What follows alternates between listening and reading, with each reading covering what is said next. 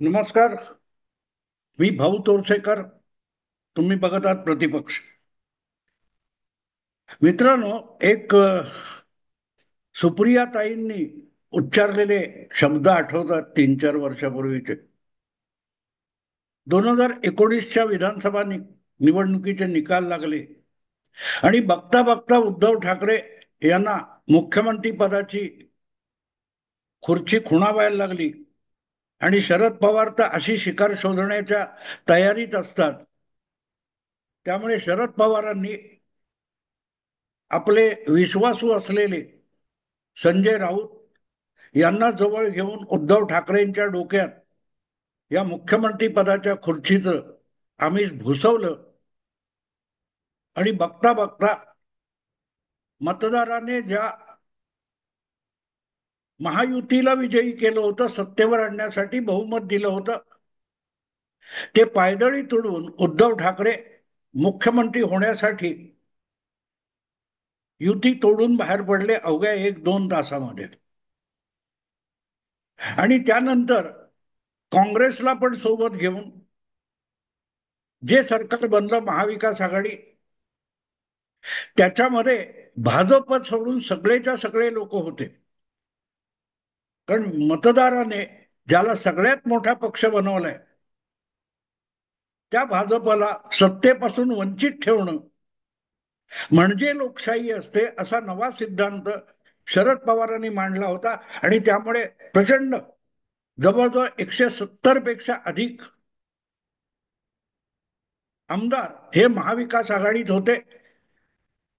आणि कितीही आदळआपट केली तरीही महाविकास आघाडीच्या काँग्रेस, राष्ट्रवादी आणि शिवसेना यांच्या महाविकास आघाडी सरकारला हलवणं सुद्धा किंवा पाडणं सुद्धा भाजपला किंवा देवेंद्र फडणवीस यांना शक्य नव्हतं. पण 5 वर्ष सलग मुख्यमंत्री राहिलेले देवेंद्र फडणवीस हे मुत्सद्दी राजकारणी होते, मुरब्बी राजकारणी होते. आणि म्हणून त्यांनी सरकार पाडण्याचा कुठलाही प्रयत्न केला नाही. पण सत्तेपासून वंचित राहणं आणि हातातोंडाशी आलेला मुख्यमंत्री पदाचा घास गेल्यानंतरही इतकं अगदी अलिप्त राहून राजकारण बघणं आणि राजकारण खेळणं देवेंद्र फडणवीस करत होते. त्यामुळे त्यांच्या विरोधातल्या अनेकांच्या नाकाला मिरच्या झोंबत होत्या. आणि त्यापैकीच एक आपल्या बारामतीच्या सुप्रियाताई सुळे यांचा समावेश होतो. त्यामुळे कारण नसताना येता जाताना विरोधी नेता झालेल्या देवेंद्र फडणवीसांना डिवचण्याची एकही संधी सुप्रियाताई घालवत नव्हत्या. आणि त्यामुळे उपरोधिक बोलायचं, उपहासाने बोलायचं, असं त्यांचं एक वाक्य खूप प्रसिद्ध झालं. आजही लोकांना आठवतं, अकेला देवेंद्र क्या करेगा.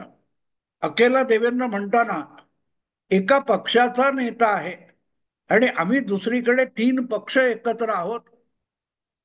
हा भाजपचा तरुण नेता आमचा बालबाका करू शकत नाही, हेच सुप्रिया ताईंना सांगायचं होतं. किंबहुना हिंमत असेल तर करून दाखवा. तुमच्याकडे 105 आमदार आहेत. तुम्ही विधानसभेची निवडणूक जिंकली, जनतेला तुमचं सरकार हवं होतं, पण आम्ही जनतेसकट तुम्हाला उल्लू बनवलंय देवेंद्र फडणवीस. तुम्ही काही करू शकत नाही. कारण आता मतदार 5 वर्ष निकामी झालेला आहे. एकदा मत दिलं की मतदार निकामी होतो. सगळे अधिकार निवडून आलेल्या आमदारांच्या पक्षांकडे आणि नेत्यांकडे वळते होतात. आणि अशा 170 पेक्षा अधिक आमदारांची मोठ आम्ही बांधलेली आहे. तो अकेला देवेंद्र क्या करेगा. आणि ते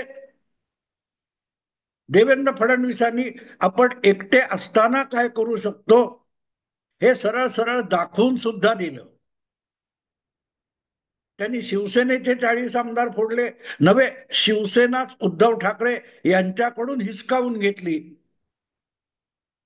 अवघ्या 2.5 वर्षात आणि 3.5 वर्षात शरद पवारांकडून म्हणजे सुप्रियाताईंच्या परमपूज्य पिताजींकडून त्यांनी स्थापन केलेला राष्ट्रवादी काँग्रेस पक्ष सुद्धा हिसकावून घेतला. याला म्हणतात अकेला देवेंद्र. कारण देवेंद्र अकेला नसतो. देवेंद्र म्हणजे भारतीय जनता पक्ष नसतो. भारतीय जनता पक्ष आहे, सुसंघटित आहे आणि त्याचा नेता हा देवेंद्र फडणवीस असतो. त्यामुळे अकेला देवेंद्र म्हणताना आपण भाजपला डिवचतोय हे सुप्रियाताई विसरल्या होत्या. त्यामुळे जे शब्द आपण वापरतो ते कुठल्या संदर्भात जातात हे काळजीपूर्वक लक्षात घ्यायचं असतं. आणि म्हणून जेव्हा उद्धव ठाकरे सरकार कोसळलं 30 जून 2022, त्यानंतर परत परत टोचून टोचून सुप्रियाताईंना हा अकेला देवेंद्र लोकांनी ट्रोल करायला सुरुवात केली. पण आज अकेला देवेंद्र हा विषय नाहीये. आज अकेला संजय राऊत हा विषय आहे. जसं देवेंद्र यांनी विरोधात बसून सत्तेतल्या पक्षांना सुरुंग लावून दाखवला, तसाच ज्या शिवसेनेला भले भले शरद पवार वगैरे सुद्धा तोडू आणि फोडू शकले नव्हते, त्याला शिवसेनेत राहून संजय राऊत या प्रवक्त्याने कसा सुरुंग लावला हे जगाला माहितीये. मला तेही सांगायची गरज नाही. नारायण राणे, गणेश नाईक, छगन भुजबळ, अगदी राज ठाकरे यासारखे दिग्गज शिवसेना सोडून गेले तरी बाळासाहेबांच्या शिवसेनेला धक्का लागला नव्हता. धक्का लागला नव्हता. अशी शिवसेना शरद पवारांनी जंग जंग पछाडून सुद्धा मोडली किंवा फुटली किंवा तुटली किंवा नामशेष झाली नाही. ती शिवसेना शरद पवारांच्या आशीर्वादाने शिवसेनेच्या आत राहून शिवसेनेचा प्रमुख वक्ता, प्रवक्ता आणि नेता बनून अकेले संजय राऊतनी करून दाखवले. तर एक माणूस योग्य जागी बसला असेल तर तो शत्रूचा किंवा स्वतःचा किती भयंकर मोठा विनाश घडवून आणू शकतो याचा तो पुरावा आहे. आज शिवसेनेकडे आपल्या पक्षाचं नाव राहिलेलं नाही, निशाणी राहिलेली नाहीत, कार्यकर्ते, आमदार वगैरे जे कोणी असतील ते राहिले नाही, ती ताकद राहिली नाही. पित्याने आपल्याकडे सोपवलेला शिवसेना नावाचा पक्ष संजय राऊत यांनी उद्ध्वस्त करून दाखवला. यासाठी खरं तर उद्धव ठाकरे यांनी संजय राऊत यांची पाठ थोपडली पाहिजे. पण मुद्दा माझा तोही नाहीये. मी ही सगळी पार्श्वभूमी एवढ्यासाठी सांगितली की हे सगळं घडत असतं तेव्हा त्याचे परिणाम, दुष्परिणाम जे भोगत असतात त्यांच्यासाठी सुद्धा त्यामध्ये एक धडा असतो. तसाच तो ते बघणारे किंवा त्या दुष्परिणामापासून दूर असलेले लोक आहेत त्यांच्यासाठी सुद्धा तो एक धडा असतो. दुर्दैव असं आहे की उद्धव ठाकरे यापासून काय धडा शिकू शकले असं म्हणता येणार नाही. पण उद्धव ठाकरे कशाला स्वतःला प्रचंड बुद्धिमान समजणारे जे अनेक पुरोगामी पत्रकार आहेत, पुरोगामी माध्यम आहेत, त्यांना सुद्धा अकेला संजय राऊत यांनी धुळूस मिळवून दाखवलेलं आहे. धुळीस मिळवून दाखवलेलं आहे.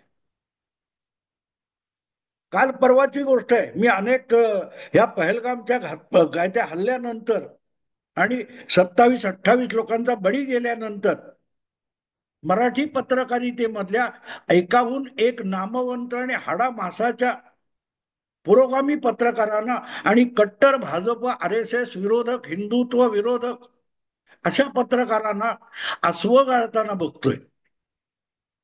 अस्व गाळताना बघतोय कारण ते ज्या पक्षाचे अनधिकृत आहेत त्या पक्षातले अनेक नेते, प्रवक्ते आपल्याच पायावर कुऱ्हाड मारून घेतात असं सांगायची वेळ यांच्यावर आली आहे.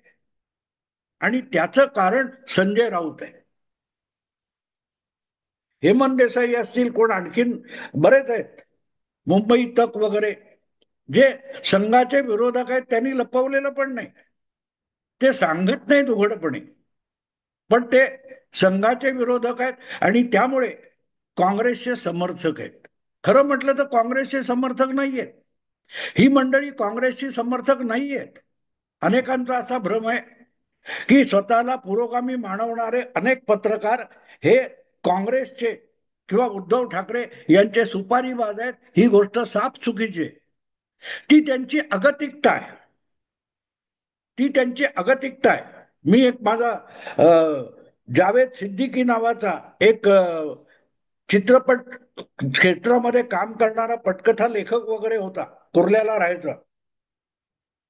उर्दूचा स्कॉलर होता. त्यामुळे ते डायलॉग रायटिंग करताना पत्रकारिता सोडून कायमचा काय तो सिनेमा क्षेत्रात गेला. त्याला मी विचारलं होतं, अरे तुमचे हे सिनेमातले हिरो रस्त्यात गाणं म्हणतात, नाचतात, कुठच्या तरी हिरोईनच्या मागे नाचत नाचत जाताना दिसतात, त्या हिरोईनची छेड काढताना गाणं म्हणताना दिसतात. असं कधी होतं का? रस्त्यावरचे लोक पिटून काढतील, त्याला मारतील. तेव्हा त्याने सांगितलेला जो खुलासा आहे तो आजच्या सगळ्या पुरोगामी बुद्धिजीवी पत्रकार, संपादक आणि विश्लेषकांना लागू होतो. तो म्हणाला, भाऊ बात यह है कि ये ऐसा कभी हो नहीं सकता, लेकिन इसी पर तो हमारे हिंदी फिल्म का धंधा चलता है. तो धंदा कसा चालतो? तो म्हणाला, एखादी सुंदर मुलगी असते, तरुणी असते, नायिका असते, तिच्याकडे चोरून बघणारे शेकडो हजारो तरुण असतात.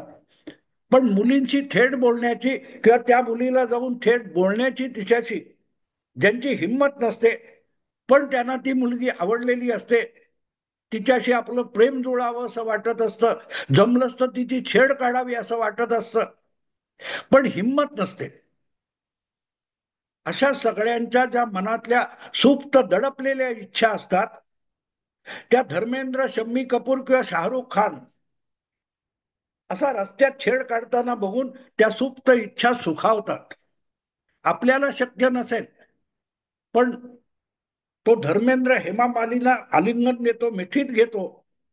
यावेळी ज्या शिट्ट्या वाजतात तो आमचा प्रेक्षक आहे, तो आमचा धंदा आहे, असं त्या पटकथा लेखकाने, संवाद लेखकाने मला सांगितलेलं होतं. आणि नेमकी हीच गोष्ट आपल्या देशातल्या या पुरोगामी पत्रकार, संपादक आणि विश्लेषकांची आहे. ते राजकारणात जाऊन यशस्वी होणार नाही. म्हणूनच पत्रकार म्हणून आपला कंडू शमवून घेण्यासाठी ते हिंदुत्वाच्या विरुद्ध, संघाच्या आणि भाजपच्या विरुद्ध एक हत्यारासारखा पत्रकारितेचा आणि विश्लेषणाचा वापर करत असतात. आणि त्यामुळेच 2019 मध्ये अचानक उद्धव ठाकरे यांनी भाजपची साथ सोडून काँग्रेसची हातमिळवणी केली आणि निवडणूक जिंकली असताना सुद्धा देवेंद्र फडणवीस किंवा भाजपला सत्तेच्या बाहेर बसवलं. तेव्हा हे सगळे अचानक उद्धव ठाकरे यांच्यावर फिदा झाले, शिवसेनेवर फिदा झाले.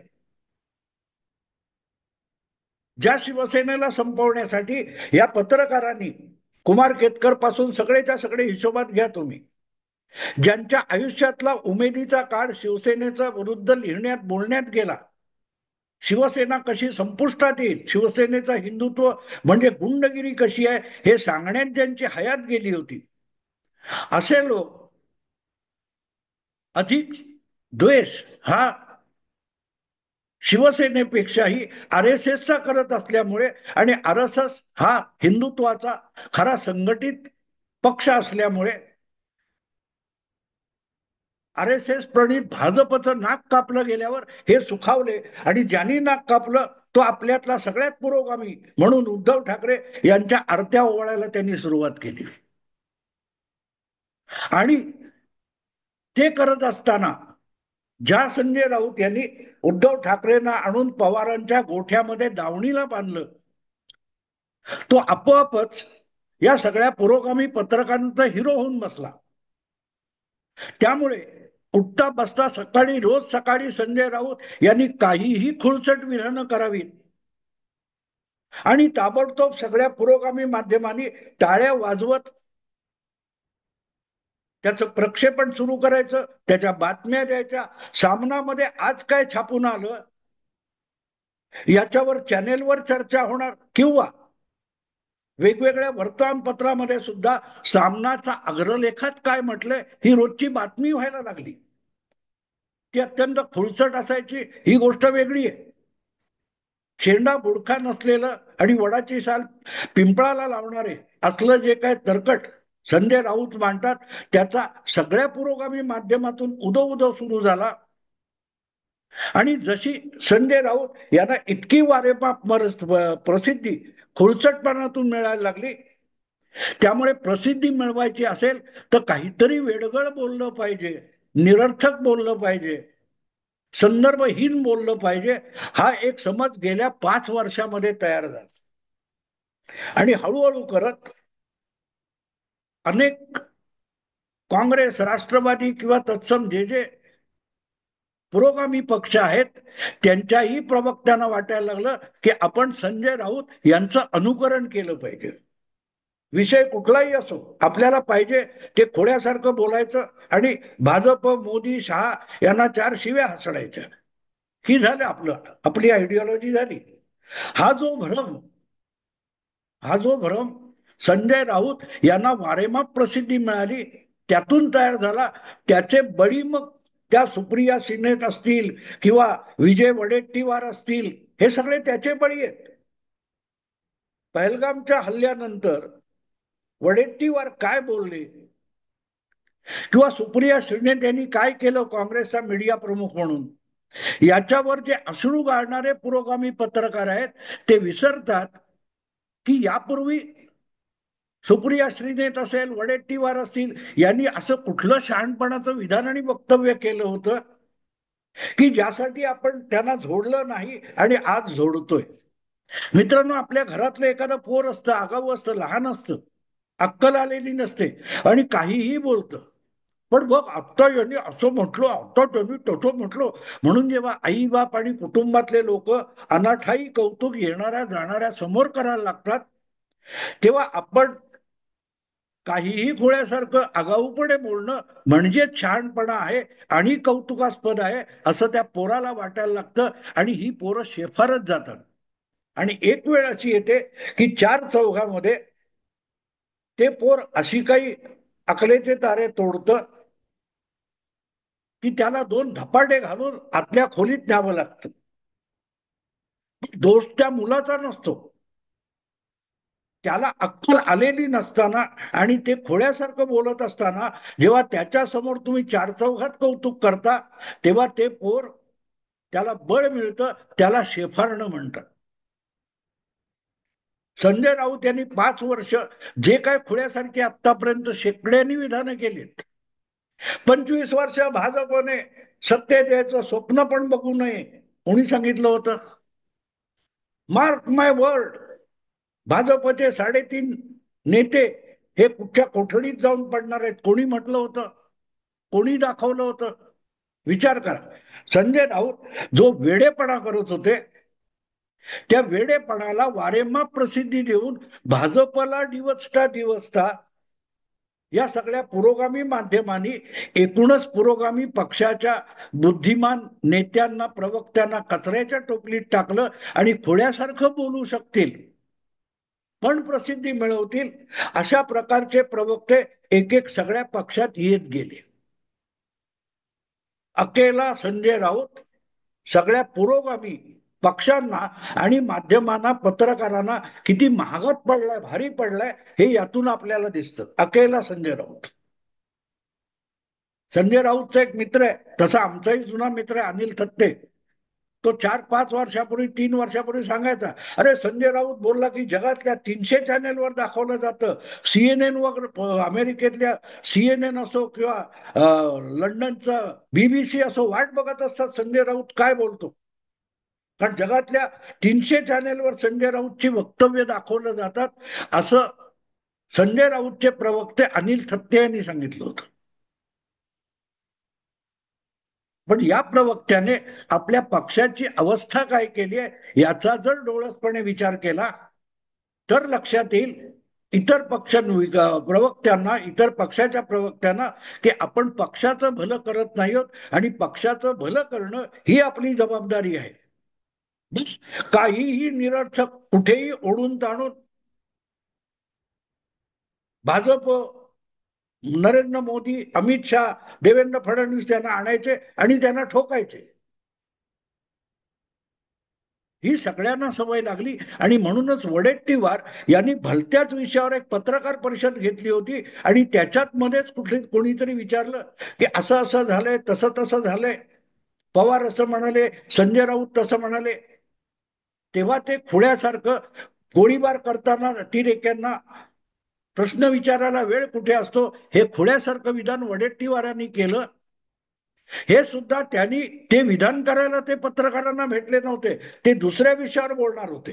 पण तिथे मध्ये संजय राऊत घुसून या पुरोगामी पत्रकारांनी वडेट्टीवारांना तोंडघशी पाडलं.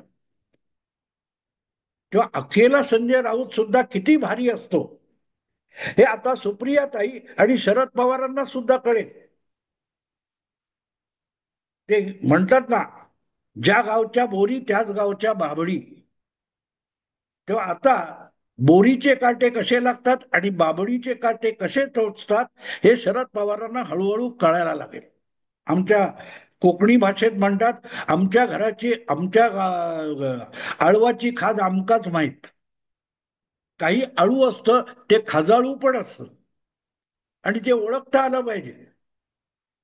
त्यामुळे असं म्हणतात की आमच्या आळवाची खाज आम्हालाच माहीत.